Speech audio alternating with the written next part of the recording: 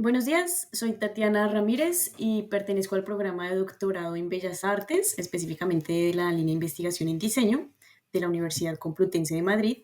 Y mi intervención se titula Estrategia de educación basada en el diseño estratégico, un detonante para la transformación organizacional, la cual hace parte del proyecto de investigación que tiene como objetivo definir la contribución que la educación basada en el diseño estratégico tiene frente a una cultura de la innovación.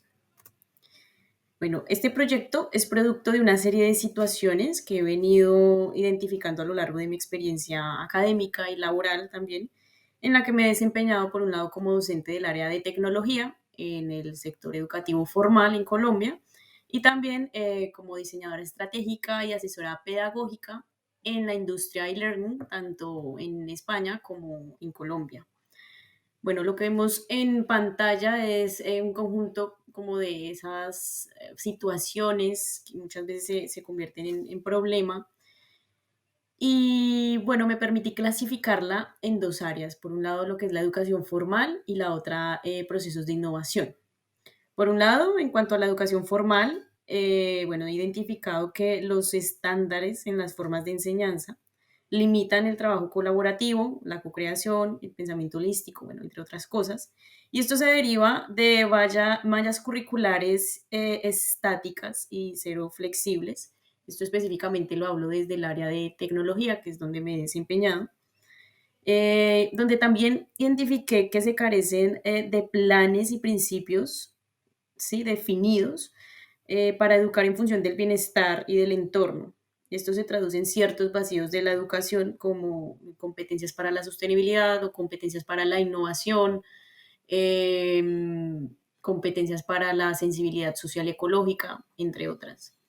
Por el lado de la categoría de procesos de innovación, aunque digamos que en educación formal también identifiqué problemas de este tipo, aquí hablo específicamente de estos escenarios donde me desempeñé como asesora pedagógica, diseñadora instruccional, en los que existen, bueno, nociones limitadas sobre lo que es la innovación, eh, una intolerancia al fracaso, miedo al cambio, procesos fragmentados, lo cual, bueno, ha conducido a mismos resultados dentro de estas organizaciones.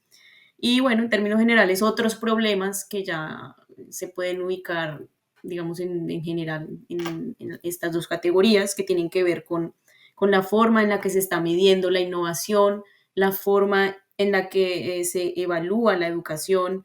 Y aquí hago especial énfasis en que todavía hay un interés o un énfasis en la evaluación de ciertas inteligencias, o más bien de la inteligencia unidimensional, donde prevalece la matemática o el lenguaje, ¿no? Y hay ese, no hay ese reconocimiento de la pluralidad de las inteligencias. Esto, aunque en términos generales o aparentes parezca disasociado, en realidad terminan conectándose una cosa con otra y todo eso, digamos que lo enmarqué en que la base vendría siendo lo que es la educación, no la educación formal, sino más bien la educación informal, ¿no? Como ese proceso de toda la vida, a lo largo de la vida, que no distingue ni escenario, ni nivel de escolaridad, ni etapas de la vida. Y asimismo, pues también lo comencé a enmarcar en lo que vendría siendo una cultura de la innovación, ¿sí? Como lo opuesto a esas situaciones, pues la cultura de la innovación, donde me pregunté si existe una cultura de la innovación, está, pero hace falta fortalecerla, hace falta visibilizarla y bueno, en efecto, lo que es América Latina, hay ciertos estudios, ¿no? Que dicen que una cultura de la innovación está ahí, ¿no? Que además contribuye a una economía del conocimiento. Entonces, me pregunté qué se necesita para fortalecer o visibilizar esa cultura de la innovación y surge la pregunta de cómo contribuir a que actores que tienen un papel en el desarrollo de su entorno, como pueden ser los escenarios donde me he desempeñado, ¿no? Que tienen que ver con la educación, pueden sumergirse en esa cultura de la innovación. Los elementos que vemos aquí en pantalla vendrían siendo como esos elementos de esa cultura de la innovación, los que, bueno, han resultado también de otra investigación previa. Eh, y como lo contrario a justamente esas situaciones que mencioné antes. Y así, bueno, se propone abordar o explorar esta pregunta, este problema, a partir de la actuación crítica del diseño estratégico y de la educación, específicamente de la educación para el desarrollo sostenible. Y a partir de esto se plantea como hipótesis que la relación entre el diseño estratégico y de la EDS contribuyen a una cultura de la innovación. Y además, esto a su vez contribuye al bienestar humano y no humano. En ese sentido, lo que se busca es definir esa relación en un qué y en un cómo. Con base en eso, se trazó la siguiente metodología, donde tenemos dos vías. Por un lado, un modelo teórico que justamente va a identificar esas relaciones de estos dos grandes elementos.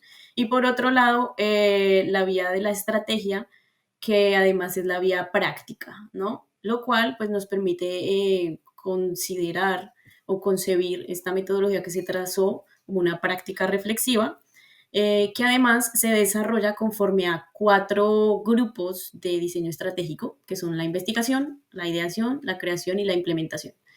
Y ahora veremos por qué, digamos que esta estrategia tiene cada uno de estos elementos o se concibe como esa práctica reflexiva. Aquí, por un lado, vemos entonces en la parte superior ese modelo teórico, ¿sí? Ese fundamento teórico que nos va a permitir consolidar o ir definiendo esa estrategia. En este momento nos encontramos en la estrategia en su segunda versión, la cual ha integrado ciertos elementos, como son los círculos pequeños, como vemos se van integrando progresivamente. La versión 2 de esta estrategia ya integró las consideraciones sobre el diseño estratégico, sobre la educación para el desarrollo sostenible y las observaciones que vienen dadas de opiniones, bueno, de expertos en el campo del diseño y el diseño estratégico y de la sostenibilidad. También se proyecta la implementación o el testeo práctico de esta segunda versión en dos organizaciones. Ambas organizaciones se dedican a, bueno, según su quehacer, tienen una responsabilidad o contribuyen de cierta forma al desarrollo de su entorno. Ambas están relacionadas con la formación y por eso se configuran como organizaciones viables, por decirlo así, o aptas para incorporar esta estrategia. Se supone que, bueno, o se proyecta que con esa implementación, ese testeo, se refine la estrategia para, pues, para su tercera versión. Bueno, aquí vemos como esos primeros avances de esa definición de lo que vendría siendo la relación entre el diseño estratégico y la educación para el desarrollo sostenible. En términos generales, hemos identificado que ambos campos tienen como objetivo crear valores e intereses compartidos. Ambos se configuran como procesos de transformación y de aprendizaje. De hecho, el diseño estratégico en sí se concibe y se argumenta en este proyecto que es un proceso de aprendizaje en sí.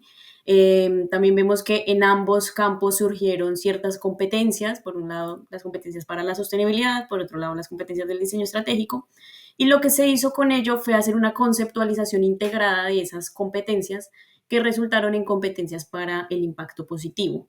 Más adelante lo veremos cómo se ve esa conceptualización integrada, que de hecho es pues uno como de los avances más importantes de este proyecto. Asimismo, de la educación y de una visión empática, solidaria, integrada de la educación, que es como se está asumiendo ese concepto en este proyecto, surgen, bueno, pilares de la educación que además influyen en lo que es la capacidad estratégica del diseño. Se hace especial énfasis en el pilar aprender a vivir juntos, ya que nos dice que justamente esa interacción con el par y con esa sensibilidad social y ecológica contribuye a proporcionar los medios para poder navegar sobre un mundo complejo e interconectado y de constante cambio. Bueno, con base en eso surge entonces o se materializa esa relación de estos dos elementos en lo que vendría siendo la segunda versión de la estrategia, la cual tiene cuatro niveles del centro hacia afuera, Partimos de P de propósitos o problemas preliminares, donde se inicia todo. Los marcos, los cuales son un conjunto de preguntas que permiten justamente orientar o arrojar un panorama general de la situación o el problema preliminar. La parte 3, que son técnicas y herramientas que permiten responder a aquellas preguntas de los marcos y además están clasificadas en ciertas etapas de un proceso, como lo es la investigación, la anticipación y la acción, para pasar a la cuarta parte, que son las asociaciones para el diseño. Estas son conformadas pues conforme a lo que se va identificando y son un grupo de personas relevantes para este problema o la situación que se pretende abordar. Finalmente, el anillo en color pues, simboliza el proceso que además debe ser definido por aquella asociación y está sujeto pues, a definirse según las etapas, momentos que la Asociación para el Diseño defina.